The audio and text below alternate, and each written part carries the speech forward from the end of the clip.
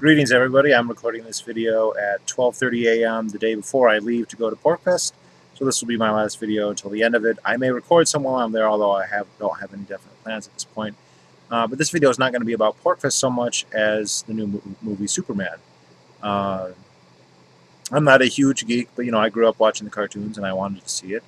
Um, Now, watching it, there isn't a ton there that um, is explicitly libertarian, or I would not characterize this movie as a libertarian movie at all. There's some stuff that libertarians could like. For instance, Superman seems very insistent on not working with the government, of doing things his own way, and this culminates at the end with him destroying a surveillance drone and throwing it in front of a general. Oh, by the way, I'm not giving a review of the movie here, but I am going to discuss matters in it. So if you're worried about spoilers, I'm going to divulge them when and if they are pertinent to the topic I want to talk about.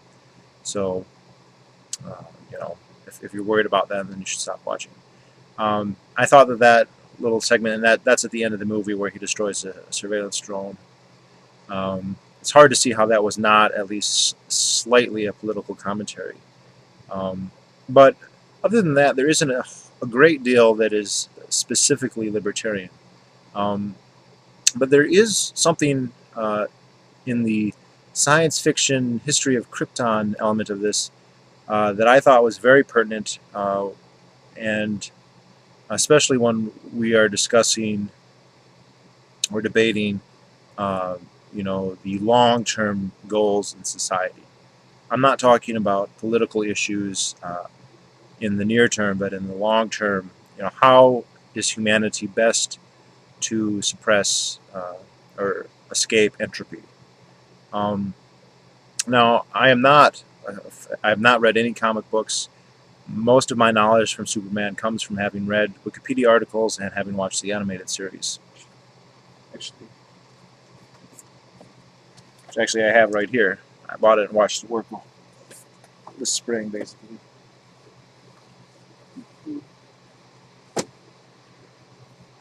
Um, so I don't know how much of what is in this movie is canonical to Superman, but there are several elements in the history of Krypton that I had never read or heard of before that I thought were very, very interesting.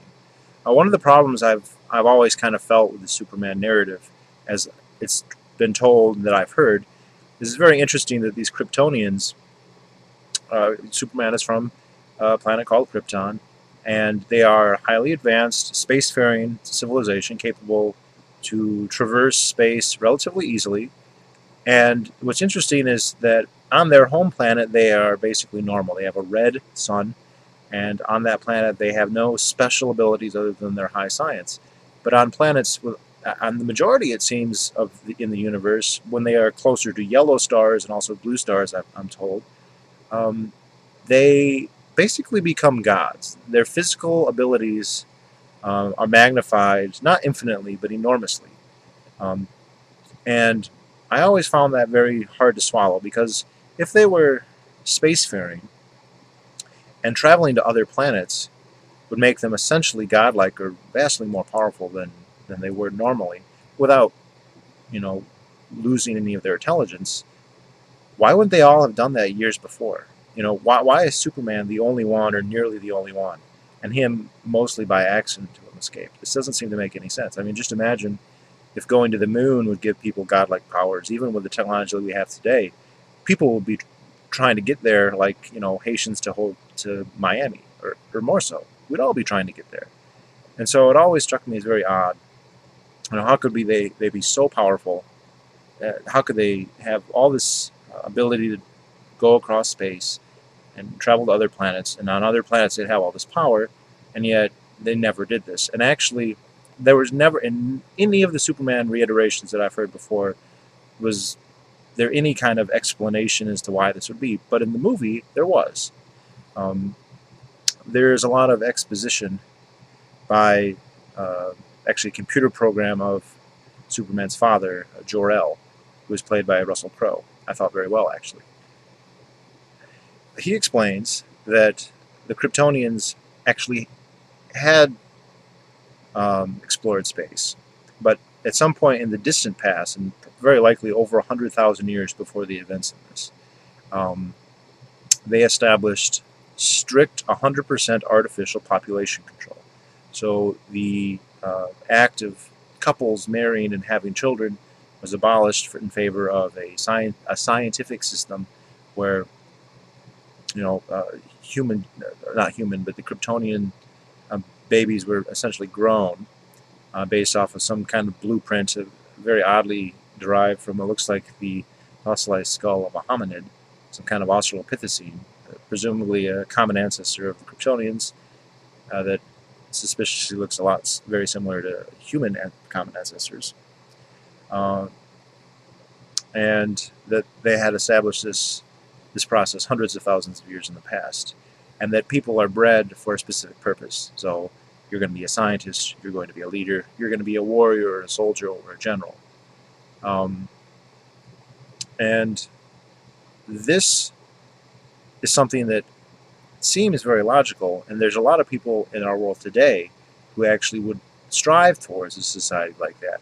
But in this fictional scenario, this is very likely directly leading to the downfall of Krypton. Um,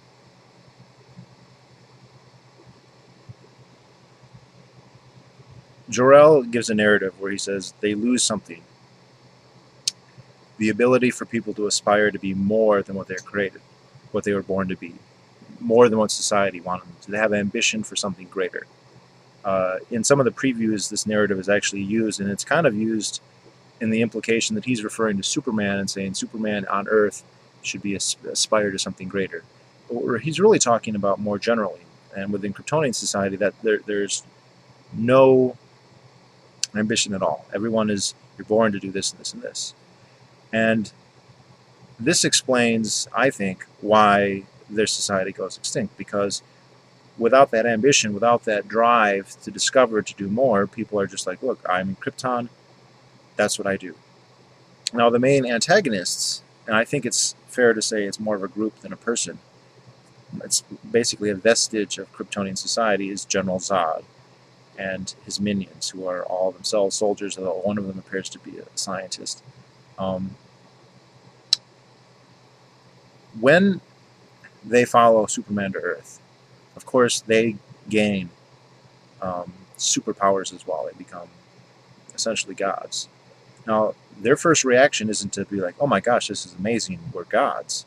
It's, this is an opportunity to make Krypton anew, even though a new Krypton, they would not have any special powers. They actually begin a process of terraforming the Earth to create a Krypton. So here they have an opportunity to have a life far beyond anything that they possessed on Krypton, and all they want to do, their only goal, is to revert to their Kryptonian state. That's the only thing they care about. And of course, this would entail the destruction of the Earth, and Superman has a very brief moment where he's tempted with the idea of, well, I could have a world where I'm not an alien, where it is, in fact, the world that I originally left, but it would come at the cost of destroying his adoptive world and the end of all the humans. He does not. I mean, it's a question that is posed to him, and I think he thinks about it for a moment and immediately realizes, I can't possibly do that.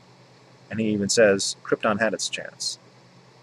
Now, how is this relevant? Well, there's many people today, and the title of this video is meant to hint towards who some of them are, who would actually strive for the society that Krypton achieved. Now, I think if any of them see this, they'll say, well, look, Kryptonian society was so advanced. What's wrong with striving for that? Well, first of all, Kryptonian society, at least according to the narrative of Jor-El, had not reached some kind of level of technological perfection under the highly regulated state of population control. It achieved that before, and then and before it achieved that, there was all kinds of exploration. They established colonies. They began to explore the universe. However, once they institute this technocratic society, then that ceased. And at that moment, the battle for entropy, against entropy, is lost. The moment that you speak of retrenchment and stability above expansion, and I don't just mean military conquest by expansion. I mean the spreading. Expansion doesn't necessarily imply violence. Uh, then you are going to lose. Second law of thermodynamics. I think physics. Just in any solar system, its events are going to run out, and this is what happened to Krypton. They lived on this planet for so long. Eventually, they needed more energy, and they did this. They harvested their core. It's not explicit. It's hard to imagine how exactly that would happen. And the consequence was the planet eventually, although not immediately, was destroyed. And you can see the insular nature of the society in that these other than Superman and perhaps Jor-El, maybe their mother, the population of this planet, however advanced they are completely myopic in their outlook. General Zod and his followers, including one who is apparently a scientist, I think is credited, his name is Jaxor. They can't even conceive of the opportunities placed before them. They're aware. I mean, they're aware that they're there, but it never even occurs to them to follow them. All they want to do is to reestablish Krypton. It's interesting. General Zod is, in many ways, a sympathetic character because he says, I was bred to protect Krypton. That's what I'm going to do. Krypton's been destroyed, then I'm going to do everything I can to reestablish Krypton. But it's also kind of sad that somebody could be presented with such an opportunity and just not even consider. At no point does he say, well, we could be gods here. He says, this planet we could just put things the way they were before. We could be. It's a fundamentally conservative philosophy. Oh, well, and I guess I neglected to mention, I have never heard this in any other Superman canon. Superman is not just another Kryptonian. He is a natural offspring of Jor-El and his wife, Lana? Not Lana. Lana's the girl, Lana Lane. Lara. This is in itself a revolutionary act, apparently done in secret because he kind of reveals it. I had a son to people, at moments of high pathos. This itself was a revolutionary act. So Kal-El, Clark Kent, Superman, is the first Kryptonian whose future was not predetermined or at least predecided upon by powers beyond him before he was born. Jor-El had this child, and they didn't know what he was going to become, what he was going to do, what his capabilities were, what would best suit him. They didn't know. And in his monologues, he laments the loss of that uncertainty. And the result is, of course, the greatest hero, other than Goku, in the world's history. Now, if we look at people like the Venus Project, and I know I've told people I would not do Venus Project videos, and I don't think this one is directly about the Venus Project, but in reference to it, there's really kind of two large groups that kind of fall for the Venus Project. There's a lot of people who watch those Zeitgeist movies and think, okay, what the Venus Project is going to do is it's going to give everybody whatever you need, and we all can pursue our individuality as much as we want, and the Venus Project will just give us all the resources we need to pursue those goals. And that version of events is not going to lead to Krypton. That's going to be a society that is going to flourish. But Jacque Fresco, the other leadership within the Venus Project, and most of the people who are high ups in it, and those who really understand it, don't favor that system because they know that could never work. They can never just give unconditionally resources to anybody who wants them for any goal. They're going to have to ration them, and they're going to have to control demand. They can't simply supply whatever the demand people have. That's the first scenario that the extremely economically illiterate, very enthusiastic, non-thinking supporters of the Venus Project, and many socialists for that matter, that's what they buy into. But the more sophisticated ones realize, look, there's a finite amount of mass on the Earth.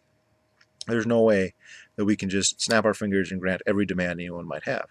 So their main goal, their main mechanism to prevent that is to curtail demand.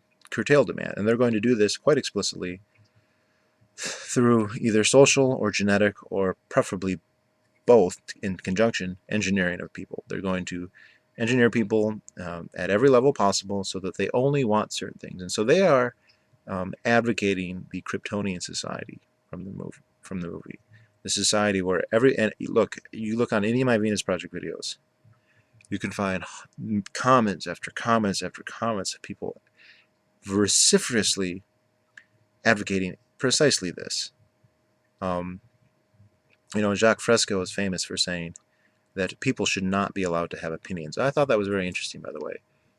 Granted, there may be certain facts that are known, certain scientific truths that are understood, and it's maybe you could make an argument that people shouldn't be, it's wrong for people to have opinions about them when there's actually demonstrable truth to be known.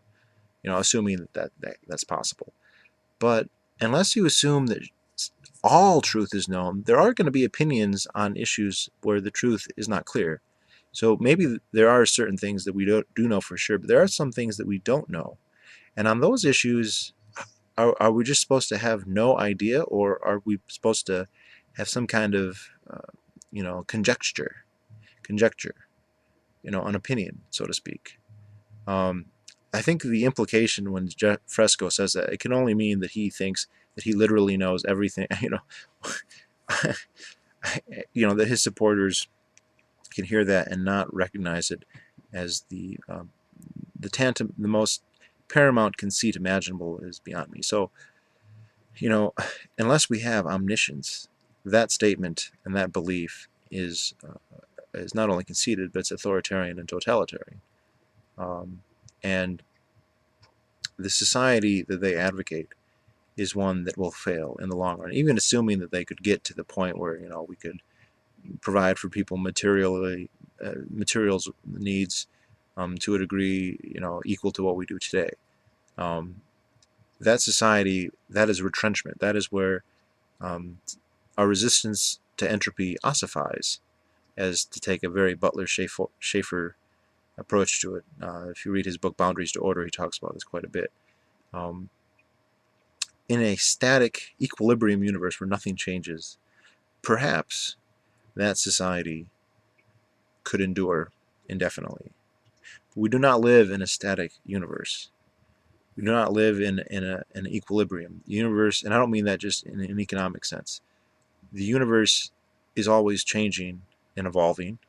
To use a buzzword that a lot of people who like science will react positively to, hence my use of it. And so to simply design a structure and say this is going to be the structure is a fundamentally flawed approach. You can build a structure, but in time that will have to change, and there needs to be a process for deciding. Now, if you have omniscience, well, you can always decide, and there's no debate. Don't have omniscience, especially not 90-year-old Marxists. They don't have omniscience. So there's going to be some question as to what the best answer is, and there has to be a process of trial and error, of investigation, and that you cannot have a centralized authority, you cannot have a centralized state, you cannot have a central design. You have to have freedom, and that freedom has to include the manipulation and use of property, and of course of ideas. So I thought it was very interesting. I've never read or heard of any iterations of Superman that portrayed Krypton in this way. I wouldn't be surprised if there were some, because it's quite common for these movies to draw heavily on earlier source material. I don't know how much, usually they have stuff that's original as well, so I don't know. If anyone does, feel free to comment. But I thought that was very interesting, that the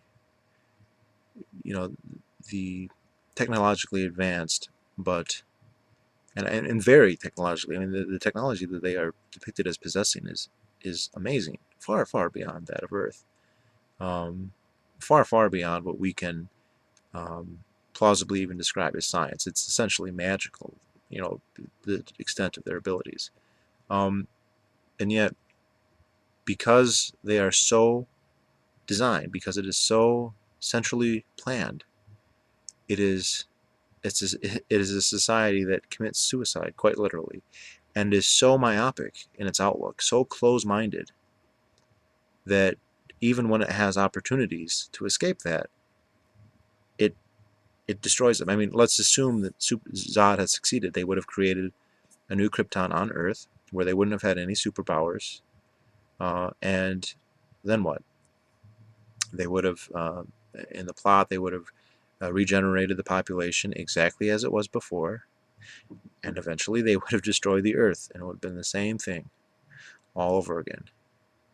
And if Jor-El had not had his way and had his son escape, they never would have even gotten to that point. They all would have just been dead on Krypton.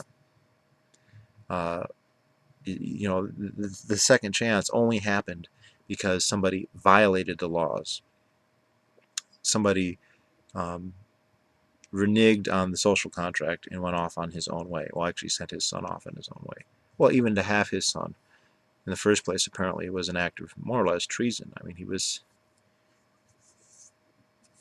violating one of the core principles of their society. So, uh, I think at a meta level, free markets and libertarianism, that's just the political science veneer on something that's much more substantial. That I think even transcends not just Western civilization but humanity, life itself. Life itself is dynamic. It can't be put into a cage and then expected to thrive. That is just that's a tomb when you do that.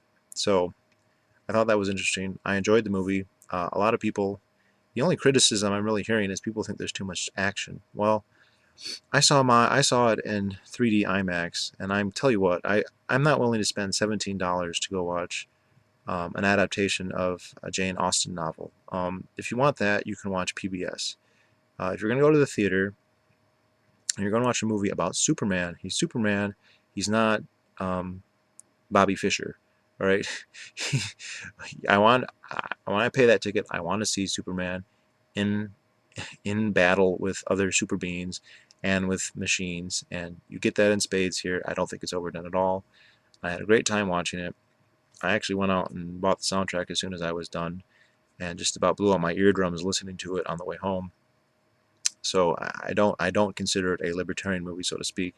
Not that there aren't things that libertarians would enjoy, but I thought that its discussion of Kryptonian society and its ossification and deterioration was very pertinent, and in the best sense of science fiction, which we could debate how much Superman counts as science fiction.